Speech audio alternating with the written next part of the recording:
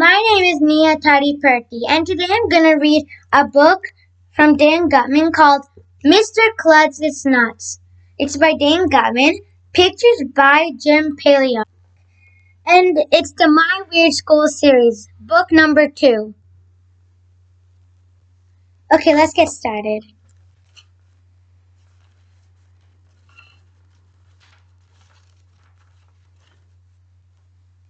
There's 13 chapters. Okay, here we go. Chapter 1, The Flying Principal. Watch out! Somebody screamed. Mr. Klutz, the principal of my school, was tearing down the sidewalk on a skateboard. It was early morning, just before school bell was about to ring. Mr. Klutz must have built up too much speed coming down the hill. Look, there's a picture. It's Mr. Klutz. He's skateboarding down the sidewalk. He's tearing it. It doesn't really mean tearing. He was weaving in and around the kids and their parents, totally out of control. Most principals are really serious and dignified. They look like they're born as grown-ups. But not Mr. Klutz. He's more like a grown-up kid. When he isn't skateboarding to school, he rides his motorcycle, his scooter, or wears his inline skates. Runaway principal! Some kids shouted. Run for your lives! The skateboard must have hit a crack in the sidewalk, because the next thing anybody knew, Mr. Klutz was flying through the air like a superhero. Kids and their parents were diving out of his way. Dogs were running in all directions. Mr. Klutz crash landed in the bushes at the front of the school. Luckily, he was wearing a helmet and he had knee pads and elbow pads on over his clothes. Everybody stopped for a second because Mr. Klutz was just lying there. Okay, look. There's another picture. It's a picture. Mr. Klutz crashed head first in the bushes. There are some parents and a kid. And there's some houses over there. Let's keep reading. There in the bushes without moving. You weren't sure if he was alive. Good morning, Mr. Klutz, said Mrs. Cooney, the school nurse, as she walked past. Good morning, Mrs. Cooney, he replied. Beautiful day, isn't it? Lovely. Then Mr. Klutz got up, brushed himself off, and walked up to the front steps like it was totally normal for a principal to skateboard to school and crash head first into the bushes. Mr. Klutz is nuts. And that's the title of the book. Mr. Klutz is nuts. Chapter 2, Big Trouble. That's the last straw, AJ, my teacher, Miss Daisy, told me. I want you to go to the principal's office. I didn't do anything, I protested. My name is AJ, and I hate school. Why do we have to learn so much stuff? If you ask me, by the time you get to 2nd grade, you already know enough stuff to last you a lifetime. School is way overrated. My mom says that all 8-year-old boys have to go to school, so I guess there's nothing I can do about it. But when I grow up, I'm gonna be a professional hockey player. You don't have to know how to read or write or do math to shoot a puck into a net. Actually, that's what I was doing when my teacher, Miss Daisy, sent me to the principal's office. You see, me and my friends, Michael and Ryan, were playing hockey with the tennis ball during recess. We were shooting the ball at a tree to score a goal. I shot one wild.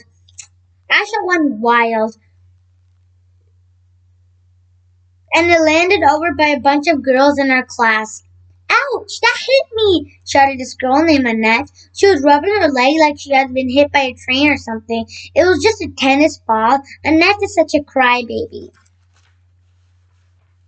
Hey, AJ, Michael hollered. That counts as a goal. How come? I asked. I missed a tree. Well, you did hit the puck into a net. Get it? A net? A net? A net? Well, after me and Ryan got it, that was just the funniest joke in the history of the world. Miss Daisy didn't think it was very funny though. She was already mad at me because I had forgotten to bring in a current event article for a third week in a row. That's when she said it was the last straw and I had to go to Mr. Klutz's office. Chapter 3. The principal is your pal.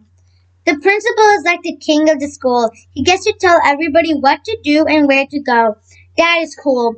If I can't be a professional hockey player when I grow up, I want to be a principal so I can boss teachers around. My friend Billy from around the corner, who was in second grade last year, told me that principals have a dungeon down in the basement of the school where they torture kids who misbehave. Okay, look. That's Mr. Klutz looking like he's the king of the school. He's a perfect man. I don't know if Billy's telling the truth or not, but one time we had gym class and we passed by this open door in the basement and there were all kind of scary looking things in there. Michael said he saw chains hanging from the ceiling over a chair with straps on the arms and legs. So I guess that's what Mr. Klutz uses to torture bad kids. I was scared. I had never been to the principal's office before. On the way there, I stopped into the boys' bathroom. Maybe I could dig a tunnel out of the school and escape. I thought. My friend Billy told me he saw that in a war movie once. These guys dug their way out of prison camp with a spoon. But I didn't have a spoon, and I didn't want to touch the floor of the bathroom anyway. Yuck. When I got to Mr. Klutz's office, his security made me sit in a chair for about 1,100,000 hours. Mr. Klutz's door was closed the whole time. I wonder if he was torturing some other kid. I didn't hear any screams or anything. Finally, the security said I could go inside. I opened the door and was surprised to see Mr. Klutz, who was hanging upside down from a bar near the ceiling. He had on boots that were attached to the bar. What are you doing up there? I asked. Oh, just hanging around, Mr. Klutz said as he pulled himself out of his boots and jumped down on the floor. When the blood rushes to my head, it helps me think. Well, I know that blood rushing to your head doesn't help you grow hair because Mr. Klutz had no hair on his head at all. He was bald as a balloon. Mr. Klutz's office looked pretty much like my dad's office, except he had a big... Okay, look, there's a picture. Mr. Klutz is standing upside down. AJ's right there, looking at Mr. Klutz. If you put the book this way, Mr. Klutz is the right way up, but AJ is the wrong way up. But the book is actually this way.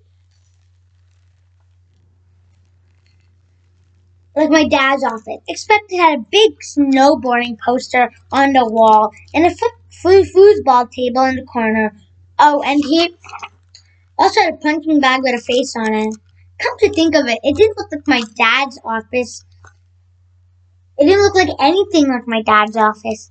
I kept my head down when he told me to take a seat, so he would feel sorry for me. When you get into trouble, always keep your head down because if grown-ups feel sorry for you, they won't punish you as badly.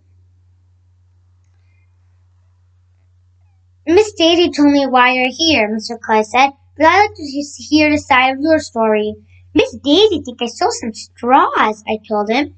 What makes you think that, AJ? Well, she was all mad at me and she said, that's the last straw. Then she told me to go to your office. I swear I didn't take any straws.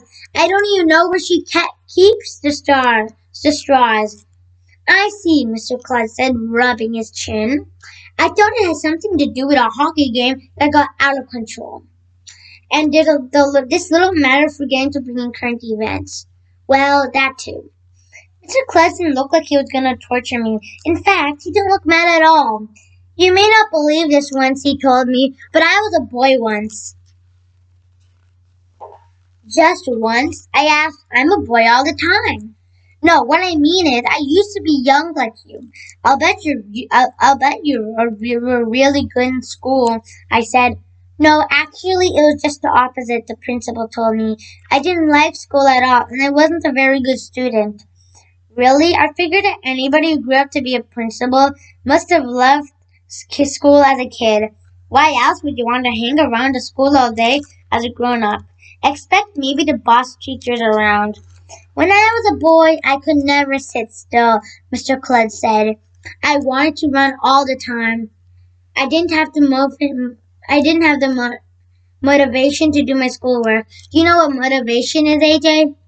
It's like a motor inside you that makes you want to do stuff. I said, that's why it's called motivation. I guess you could say that, Mr. Klutz said. Sometimes my mother would give me a little reward if I did a good job on my homework. A piece of candy, for instance. You see, while I didn't like school, I certainly did like candy. So I would try hard in school in order to get the candy. Does that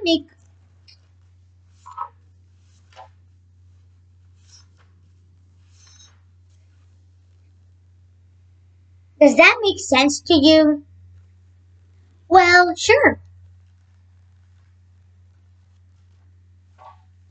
AJ, if I were to give you some candy, do you think it might help you remember to bring in your current event next time? My parents told me to never take candy from strangers. I'm not a stranger, Mr. Clyde said. Did you ever hear someone say the principal is your pal? If you need to spell the word principal, you can always remember the word. You can always remember that your principal is your PAL. Get it? Well, if you put it that way, I suppose I could take some candy. Mr. Clyde reached into his desk drawer and pulled out a chocolate bar. It was the kind with marshmallow inside and caramel. My mouth was watering. Go easy with the hockey, and let's see if you can remember to bring in the current event tomorrow, he said as he handed me the candy bar. Don't tell anyone about this, okay? Okay, look. That's AJ. He got a lovely candy bar right there. It says Chewy, so he must have got a Chewy candy bar if you know what that kind of candy bar is. Okay? Okay, let's keep reading. It's just a little secret between you and me. Okay. I ran out of the office just in case he had only given me the candy bar so he could tie me up to a chair and torture me. Look, there we go. Look, there's AJ. That's AJ. He's running out of the room with his candy bar. He's running out of the room just in case.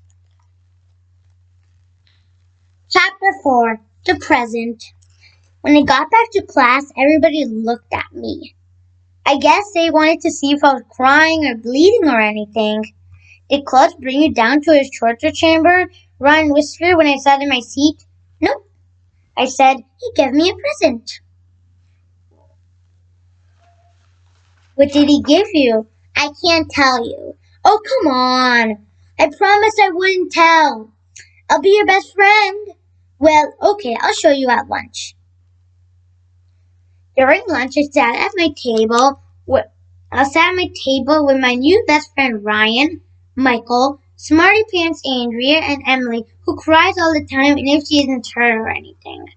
You should have seen their eyes bug out when I showed them the candy bar. Where did you get that? Michael asked. Your mom usually gives you carrot sticks for dessert. Mr. Klutz gave it to me, I explained. He's got a whole drawer filled with them. Why did he give you a candy bar? Asked Emily. I could tell she was very jealous. Because I didn't bring in my current event, I explained. Wait a minute, Andrea said, all angry and all. You got sent to the principal's office for being bad. And instead of punishing you, he gave you a candy bar. That's not fair. I brought in 3 current events, and I didn't get a candy bar. Maybe you should try not to being so perfect all the time, I said. You can have my carrot sticks, Andrea. I love getting Andrea mad. She thinks she's so smart. Whenever we have a homework assignment, she does extra work show just to show that she is smart and to make the rest of us look bad. Mr. Klutz told me he's my pal, I said, biting off a big piece of chocolate bar right in Andrea's face. He said I could come for a candy bar any time I want to. That last part wasn't exactly true, but it was fun to say anyway. The principal should give candy to students who complete their assignments, Andrea said, not to kids who don't. Yeah, Emily sniffed. She looked like she might run away out of the room crying like she usually does for no reason. I want to go to the principal's office, my best friend Ryan announced. Me too, Michael agreed. I want a candy bar. Oh, wait. There's a picture right here. Look, it's a picture. Ryan, Michael, AJ, and Andrea. They're all just look. They're Ryan, Michael, and Andrea are looking at AJ as he's finishing his candy bar. There's no Emily in the picture.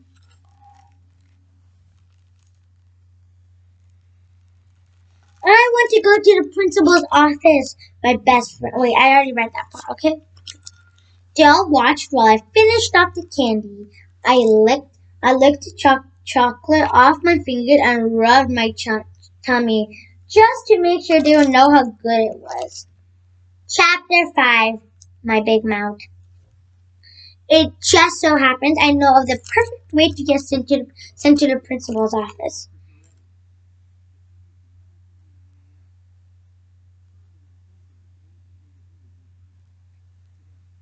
Okay, Google. Stop.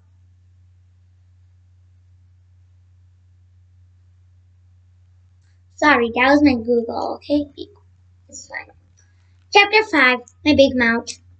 It just so happens that I know the perfect way to get sent to the principal's office. All you have to do is put a tack on the teacher's chair. My friend Billy told me he did this once and he got sent to the principal's office. I waited until recess. When Andrea and Emily ran off to play with the girls, then I told the plan to my best friend Ryan and Michael. That's genius! Exclaimed. Oh look, there's AJ. He has a tack on his. Wait a minute, I think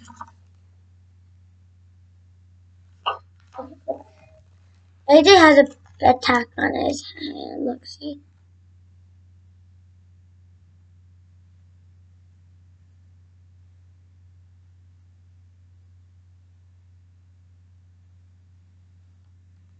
See? See? Okay, let's keep reading. What if Miss Daisy gets hurt? Asked Michael.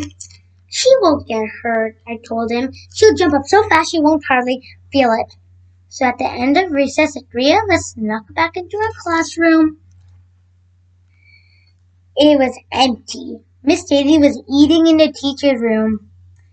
Ryan pulled a tack out of the bulletin board and put it on Miss Daisy's chair. Then we ran out to the playground just as the end of recess bell was ringing.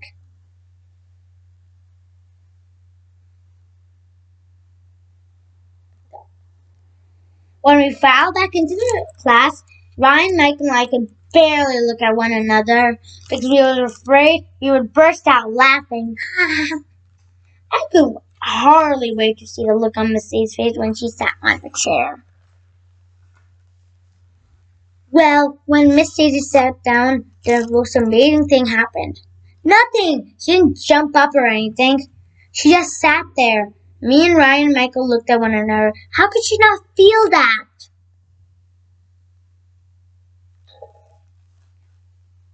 Then I realized that I had forgotten to tell Ryan something very important. When you put a tack on the teacher's chair, You're supposed to put it to a little bit to the side.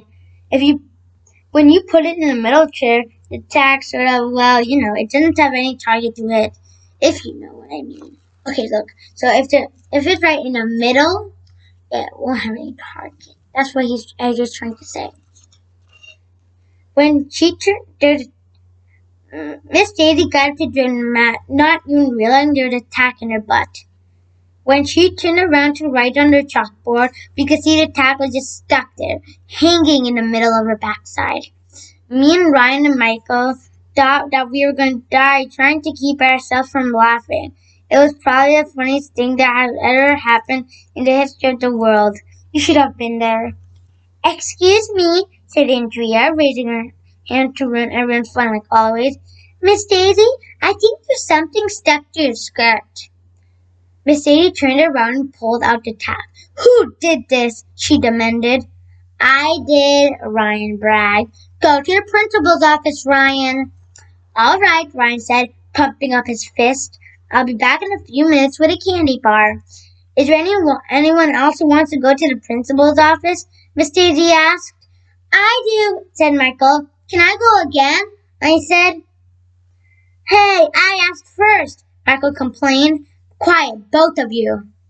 Miss Daisy pretended nothing usual happened and went back to her lesson, but I saw her look at her chair carefully before she sat down again. Okay, look at this picture. It's a picture. It's Miss Daisy sending Ryan to the principal's office.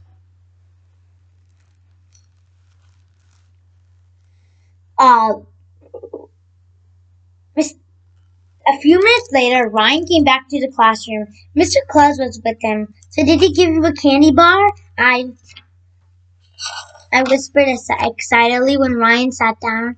No, Ryan whispered back. When I told him that I thought he would give me a candy bar like you give one to you, he got really upset. He told me he was going to call my parents and have them come to talk about what happened. I think we're all in big trouble.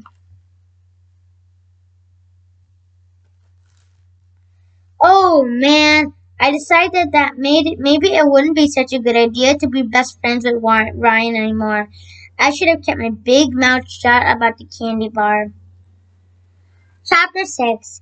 The Chocolate Party. When I thought about it, putting a tack on Miss Daisy's tray was a pretty dumb thing to do. Mr. Klutz went to the front of the class. I was sure he was going to bring all of us to the torture chamber in the basement, but he didn't look all mad considering what we have done.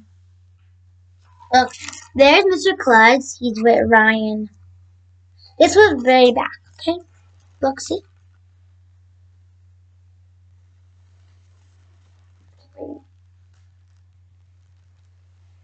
It has come to my attention that some of the students at our school need a little extra incentive to behave and work their hardest, Mr. Klutz said. Do you know what the word incentive means? An incentive is a word that encourages a person to work harder to achieve something, Andrea announced, all proud of herself. She thinks she knows everything. Very good, Andrea, said Mr. Klutz. What sort of incentive might bring out the best work in the students of your school? You can give each us $1 million, suggested Michael. You can make summer vacation last all year long, I said. How about getting rid of homework? asked Ryan. Miss Daisy went to the front of the room. Mr. Klutz can't do those things, she said. But remember when all the students in our school read 1,000,000 pages in books, and as a reward we turned the gym into a video game arcade? That was quite successful. Mr. Klutz even dressed up in a gorilla suit for the evening, if I recall. How about a chocolate party? Suggested Andrea. Yeah, everybody yelled. Said Miss Daisy. I like that idea. We all got very excited because if there's one thing that just about everybody loves is chocolate. Kids started shouting out things we could have at the party, like chocolate cupcakes and chocolate fudge and chocolate bunnies and chocolate ice cream and on and on and on. Look, there's all the candy they're planning. Okay, Google, stop.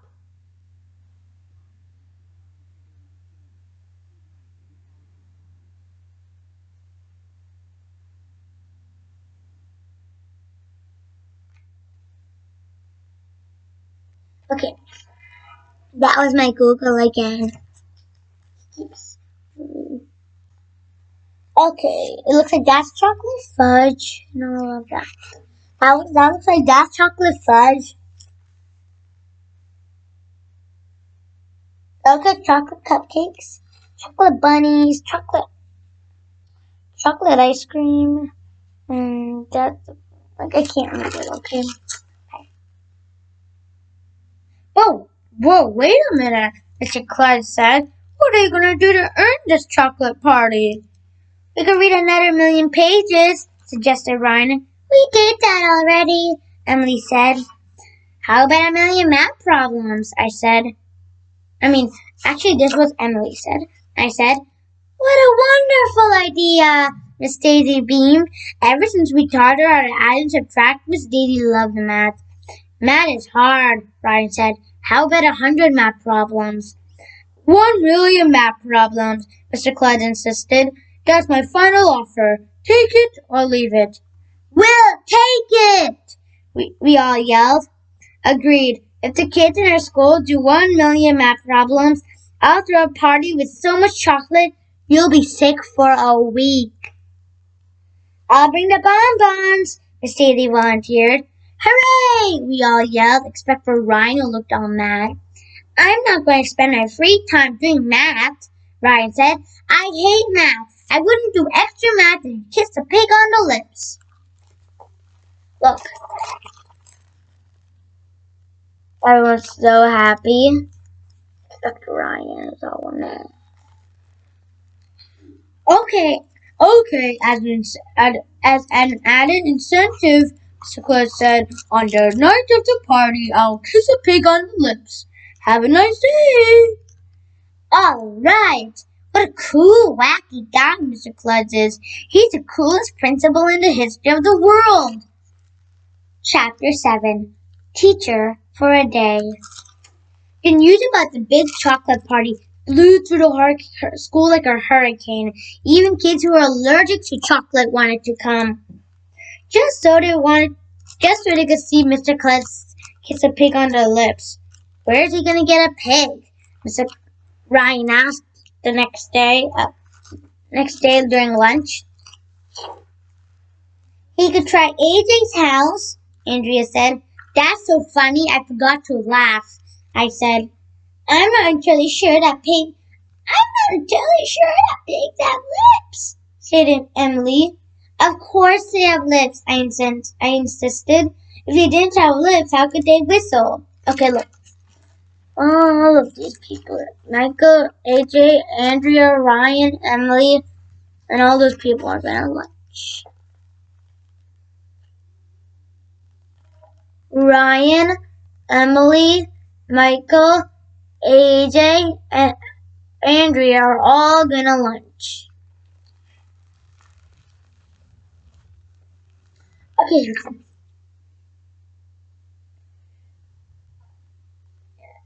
You know, Ryan pointed out, Mr. Klutz just trying to trick us into doing a lot of math problems. That's why we're having a chocolate party. Who cares, Michael said, as long as we get the chocolate. I think that only students who go to do math problems should be allowed to come to the party, said Andrea. Could you possibly be any more boring? I asked her. As it turned out, everybody was doing math problems. The whole school started doing math problems like crazy. Even Ryan. You would have thought that Mr. Klutz was giving us gold instead of chocolate. I did math problems for 20 minutes last night, Ryan bragged while we were waiting for Miss Daisy after recess. Oh yeah, Michael said. Well, I did math problem for 40 minutes last night. That's twice as many as 20. See, I just did another math problem right here. Well, I did math problem for an hour hour last night, I said. That's 50 whole minutes. An hour is 60 minutes, dumbhead, Andrea said. An hour is 60 minutes, dumbhead. I was going to tell her that 60 Minutes was a TV show my parents watched, but Mr. Klutz suddenly burst into our classroom. He told us that Miss Daisy had a dentist appointment, and we would have a substitute teacher for the rest of the day. Mr. Klutz! We all gasped. You're not a teacher, I told him. I used to be a teacher, he said. I taught for many years before I became a principal. What did you teach? Ryan asked. Physics, he said. What's that? I asked. Is that like phys ed? Asked Michael. Mr. Klutz, do you know that this is second grade? Andrea pointed out. Physics is something high school students learn. Poppycock, said Mr. Klutz. You're never too young to learn something new. You may find you're smarter than you think. Well, if you say so. Physics is a study of motion and energy and force, he said. For example, if I take a blackboard eraser in one hand and a book in the other hand, and they are dropped at the same time, which one will hit the floor first? The eraser, I said. It's smaller and lighter, so it'll fall flat faster, just like small light kids run faster than big heavy kids. No, the book will hit the floor first, insisted Ryan. Bigger and heavy things build up more speed than little things. I think the book will hit the floor at the same time, said Andrea. Let's do a test, said Mr. Klutz. He put the eraser in his left hand and paperback book in his right hand. Then he climbed up on top of Miss Daisy's desk and held both objects up in the air. Then he dropped them. Okay, there's Mr. Klutz. He climbed on Miss Daisy's desk. That's the book, and that's the blackboard eraser.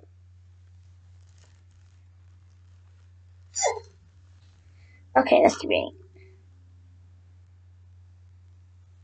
The eraser in the book hit the ground at the exact same moment. I told you so, said Andrea. I think I hate her more every day. According to the laws of physics, Mr. Klutz, according to the laws of physics, all objects fall at the exact same rate, Mr. Klutz told us. See, you're learning physics in second grade. Wait a minute, Michael, said Michael. That's not fair test because the eraser and the book are almost the same size and weight. Yeah, Ryan said. Try it with different objects. Okay, Mr. Klutz said as he picked up a pencil from Miss Daisy's desk. Then he went over to the windowsill where Miss Daisy kept her collection of stuffed animals. He picked up a giraffe that was almost as big as I am. Would this be a fair test? He asked. Yeah, he all shouted. Now which object do you think will hit the floor first? He said as he climbed up on top of Miss Daisy's desk again. The pencil! Some of us shouted. The giraffe! Other kids yelled.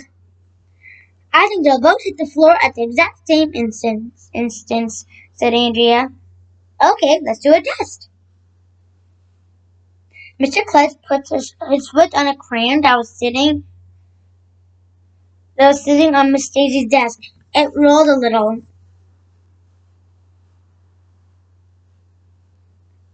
He wobbled for a moment, trying to keep his balance. Then he pitched head first off the desk. Watch out! Crash! When he hit the floor, the pencil, and the giraffe went flying. Mr. Klutz's arms and legs went in different directions. It was just about the funniest thing that had ever happened in the history of the world. You should have been there. We all ran over to see if Mr. Klutz was okay. He was holding his leg and moaning. See, Andrea said, all three objects hit the ground at the same moment. The pencil, the giraffe, and Mr. Klutz. So I was right. I hate her. Okay, look. Okay, look, that's, here's Mr. Klutz. He fell off the table, and He fell off the table and right here. What is that? Oh, this looks like the giraffe he saw. This looks like a crayon. That looks like the pencil.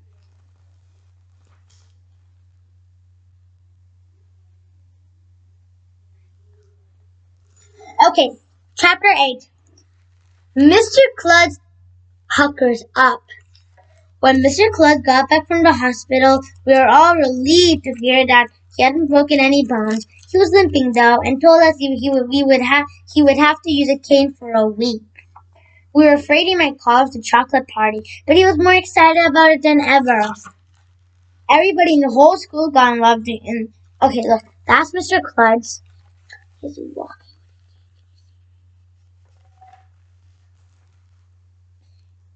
Everybody in the whole school got involved doing math problems so we could win the party, even the teachers. During library period, Mrs. Rupee asked us questions like, if the library had 100 books and you took out 50 of them, how many would be left in the library? During music period, Mr. Hind asked us questions like, if the school only had 10 trumpets and 6 kids signed up to take trumpet lessons, how many more kids can sign up for trumpet lessons? Miss Dady made a big chalkboard so we would know how many math problems we had completed. Every day she tallied up all the math problems on our chalkboard.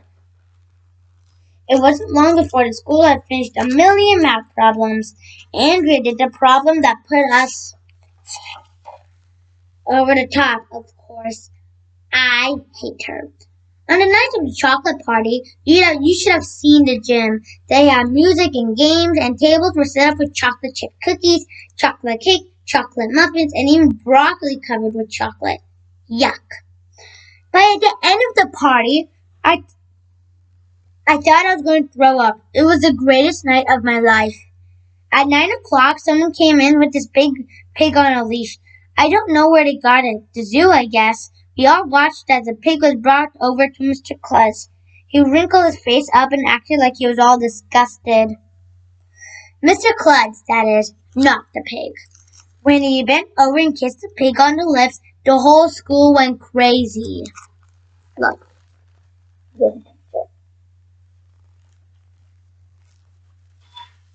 Even the pig freaked out, waking and squealing and running around the gym until the grown-ups were able to catch it. Grown-ups were able to catch it. It was a real Kodak moment, if you ask me. Chapter 9. I pledge allegiance to Mr. Klutz. I want to congratulate all you kids, Mr. Klutz said over the loudspeaker on Monday morning during morning announcements. You did it! 1,000,000 math problems. That's quite an accomplishment. See? All you need was a little incentive. This has been such a huge success that I decided to challenge you again. He continued. Election day is coming up in November. This is a very important day. In America, I think every child in school should write an essay about what it means to have elections. And if you achieve this goal by election day, I'll plant a flagpole in front of the school and recite the Pledge of Allegiance when I get to the top. I hope he doesn't hurt himself again, said Emily. I'll write my essay during recess, said Andrea, who always does every second any grown-up tells her to. Instead of waiting as long as possible, like a normal kid. Could we just write one essay for the whole class? I asked Miss Daisy. That would be a lot easier. Mr. Klutz's voice came up on the loudspeaker again. I know some of you will ask if you can write a class essay. The answer is no. If you want to see me shinny up this flagpole, each student must write their own essay. That's my final offer. Take it or leave it. I will send, and I'll tell you what. When we have all the essays, I will send them to the president to read. Have a nice day. The thought of the President of the United States reading our personal words was pretty cool, I had to admit. Everybody finished their election day essays so quickly we were done a week before election day. Some kids, like Andrea, even wrote 2 essays. One on the morning of election day, all the students and teachers gathered around in the grass in front of the school. Mr. Klutz came out of the door. He was wearing a red, white, and blue Uncle Sam costume. He also had on sneakers and one of those har- harnesses that lumberjacks used to climb trees. His leg was all better and he didn't walk with a cane. We all let out a roar when Mr. Klutz started to shinny up the flagpole. I was a little afraid that he was going to fall and break his leg or something, but he didn't. For a principal, he was a good climber. When he got to the top, we all recited the Pledge of Allegiance with him. Then everybody let out a cheer.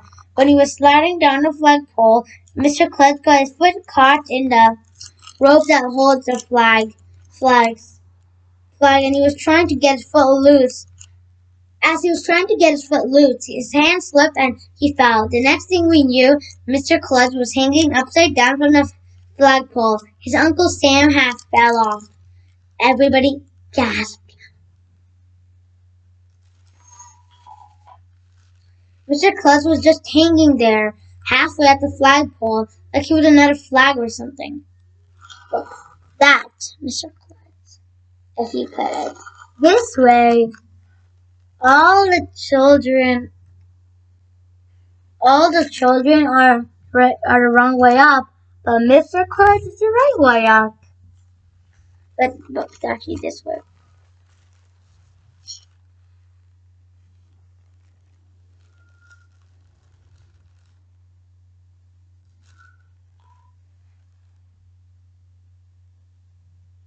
If we didn't honestly think Mr. Klutz was going to fall and land on his head. Help! He shouted. My foot is caught in a rope. Quick, get some pads from the gym for him to land on, yelled Mrs. Ruby, the school librarian. Call the fire department, yelled Mrs. Cooney, the nurse. Everybody was running around like crazy and nobody knew what to do. It looked like Mr. Klutz would just have to hang there from the flagpole all day. He'll figure out a way out of this, I told the kids in my class. When the blood rushes to his head, it helps him think. But it was Miss Daisy who came up with a great idea. She went over to the bottom of the flagpole where the rope is tied up. She took the knot out and held both ends of the rope tight. Then slowly and carefully, she began to let down some rope and lower Mr. Klutz down the flagpole, just like he was a regular flag. When he reached the bottom, the teachers caught him and loosened the rope from his foot. He was okay, he said, except for a rope burns on his leg. That's like, it really hurts there. Hooray for Miss Daisy, our class cheered. After he was back on the ground, Mr. Klutz got up, brushed himself off, and walked up to the front steps like it was totally normal for a principal to hang upside down from a flagpole. Mr. Klutz is nuts. Chapter 10.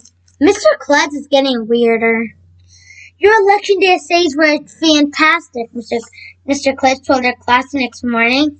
He had a big bandage wrapped around his head.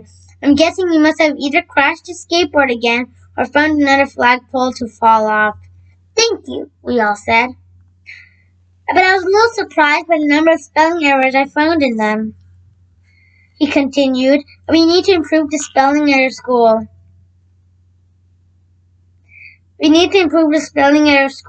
So here's what I have decided to do. If you students can write out a list of 100,000 spelling words by Thanksgiving, I will dress up in a turkey costume and ride a pogo stick down Main Street. Yay! Everybody hollered. How about 1,000 spelling words? Shouted Ryan. 100,000 spelling words, Mr. Klutz repeated. That's my final offer. Take it or leave it. And every word must be spelled correctly. Have a nice day. During lunch, I was sure that Miss Andrea was going to start her list of spelling words just to show how smart she was, but she didn't. She just kind of sat there, picking at her food quietly. You know, I've been thinking, she finally said. I'm beginning to wonder if something might be wrong with Mr. Klutz. Like what? Emily asked. Maybe he has some kind of personal problem. What do you mean? Michael asked. Mr. Klutz is a cool guy. Would you rather have a boring principal? My mother is a psychologist, Andrea said, and she says that that when people sometimes do weird things for reasons that are buried deep with their minds. What does that mean? I asked. It means she thinks Mr. Klutz is nuts, said Michael. I didn't say that, Andrea went on. All I'm saying is that maybe he didn't want to climb the flagpole. Maybe all he is, maybe he doesn't want to maybe he doesn't want to put on a turkey costume. Maybe he just wants people to like him, and the only way he knows how to show that is to do nothing things. Maybe he's a sad, unhappy man. Maybe all he man, man. Maybe all he wants is a hug or something. That's the saddest story I ever heard, Emily said. Then she started sobbing. Me, Ryan, and Michael looked at one another. We all rolled our eyes up in our heads. Mr. Klutz is a cool guy, Ryan said. You're the one who has some kind of personal problem, Andrea. Maybe Mr. Klutz is nuts, I said. In fact, maybe he's not a principal at all. Did you ever think of that? Maybe Mr. Klutz escaped from a home for the criminal insane and he's just pretending to be a principal. Maybe our real principal is tied up to a chair in a dungeon down in the basement. My friend Billy told me, there's no dungeon down in the basement, Emily insisted. That's just one of those urban legends. Sure, that's what he wants us to believe, I told Emily. He doesn't want us to know that a real principal is tied up to a chair down there. He probably tortures him down during summer vacation. I think you guys are nuts, Emily said. I'm worried about Mr. Klutz, Andrea said, biting her fingernails. Chapter 11. The Last Straw. I didn't know if all that mumbo-jumbo Andrea said was true or not, but I had to admit, Mr. Klutz was acting weirder and weirder. After I finished the list of 100,000 spelling words, and he poked a stick down Main Street in a turkey costume. Look, here's a picture.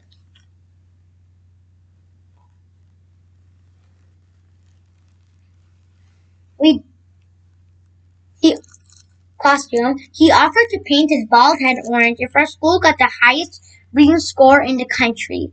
We did, and he came into school the next day with an orange head. Then he offered to let every kid in the school shoot a ping pong ball at him if we collected enough box tops to buy new computers for the school media center. We did that too. It was fun shooting ping pong balls at Mr. Klutz, but even I was beginning to worry that there was something troubling him. And then came the day when it was obvious to everyone that Mr. Klutz had gone off to a deep end. It was at the end of morning announcements. Miss Daisy had stepped out of the room for a minute. Boys and girls, Mr. Klutz said over the loudspeaker, winter vacation is coming. If the students at the school read with their parents for 1,000,000 minutes before school lets out,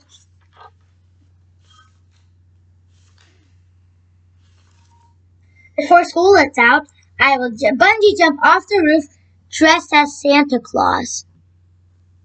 Let's get a picture.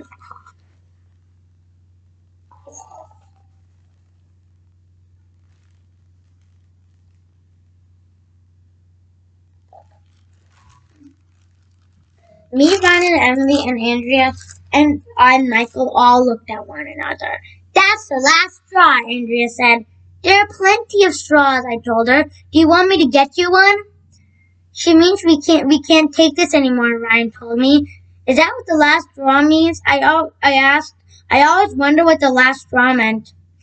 At first, I thought Mr. Klutz was a funny guy, Andrea said seriously, and he is, but he's also a deeply disturbed man. We've got to do something. If he keeps going like this, he might hurt himself again, or even worse, if we don't stop him and something terrible happens, it would be our fault. I never thought of it that way, I said. What can we do? Emily asked. We're just kids. We have to have an intervention, Andrea said. What's that? Ryan asked. It's when you sit and tell somebody they have a problem, Andrea explained. You force them to do something about it. My mother has to do interventions all the time.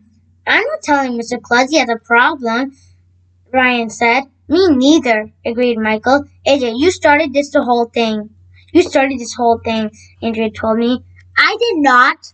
Sure you did. You're the one who gave him the idea to give out incentives for learning in the first place.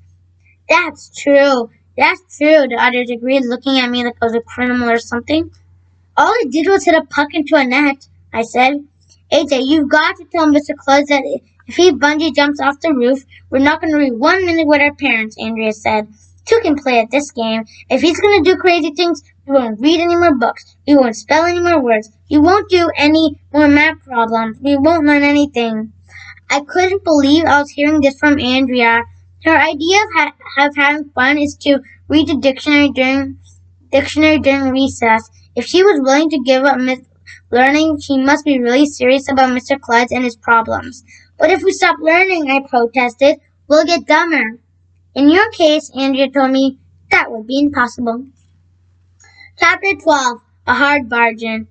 That afternoon, we talked Miss Daisy into letting us go to Mr. Klutz's office for a meeting. We need to speak with Mr. Klutz, Andrea told the school security. It's very important. It's a matter of life and death, Ryan said. The security let us in. Mr. Klutz wasn't hanging from stealing or anything. He had on boxing gloves and he was punching his punching bag. May I help you, kids? He asked. He asked. Go ahead, AJ, Andrea said, giving me a shove behind. Mr. Klutz, I told him, we have come to make a deal with you. Really? What kind of deal? We have decided that we will read 1,000,000 minutes with our parents, but only if we don't jump off the roof. Okay, look. They're talking to Mr. Klutz.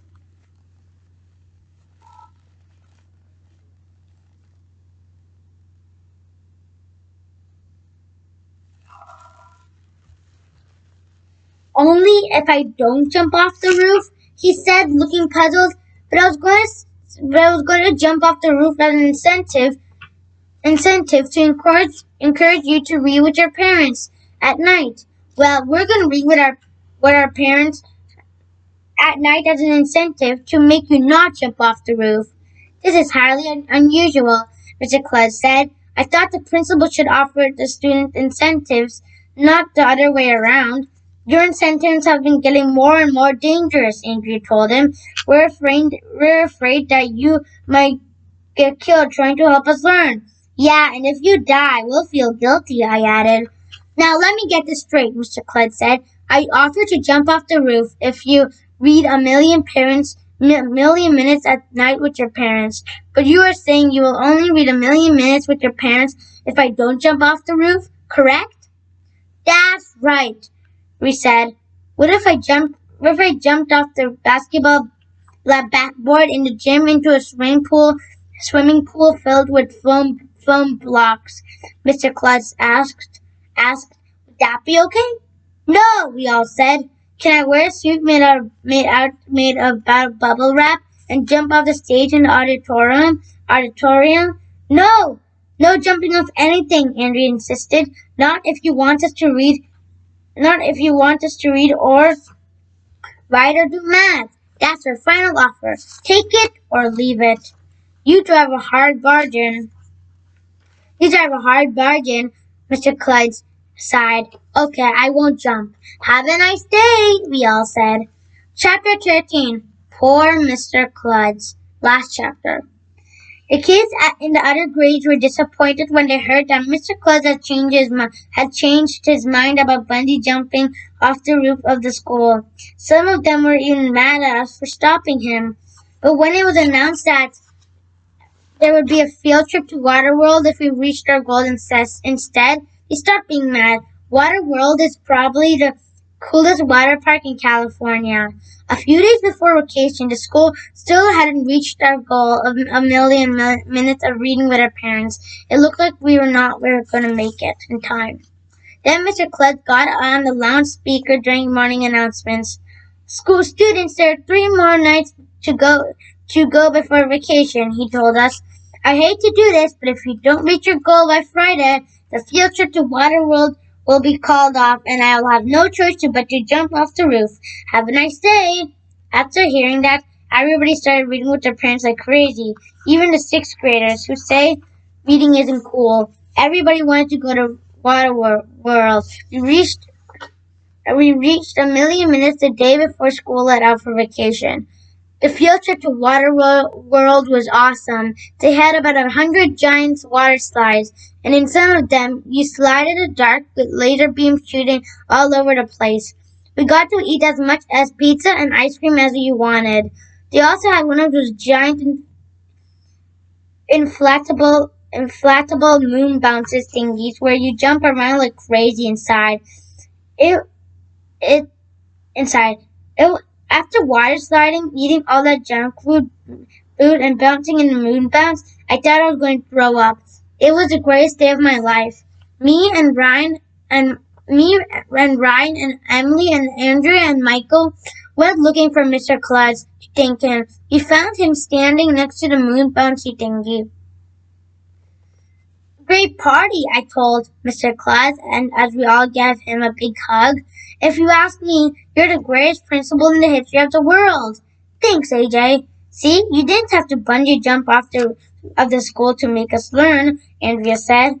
I guess not, Mr. Klutz said. He was looking up at the moon bounce. But I was just thinking, if we brought one of these moon bounce thingies out to the front of the school, I went up on the roof. No! We all yelled. I wouldn't even need a bungee cord. No! It's pretty soft. No! I think it's going to be very hard. It's going to be very hard work helping Mr. Klutz get over his he has to do nutting things. Maybe by June, if the whole school works together, we might be able to cure him. But it won't be easy. Look, this is an imagination if they let him do it. See,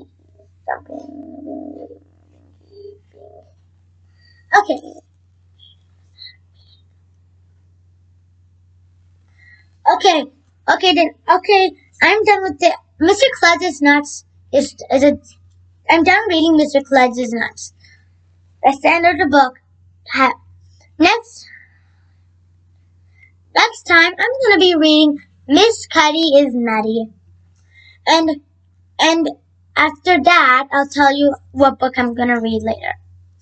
Okay, be safe, take care, be safe, take care, and don't go outside so much time. Bye!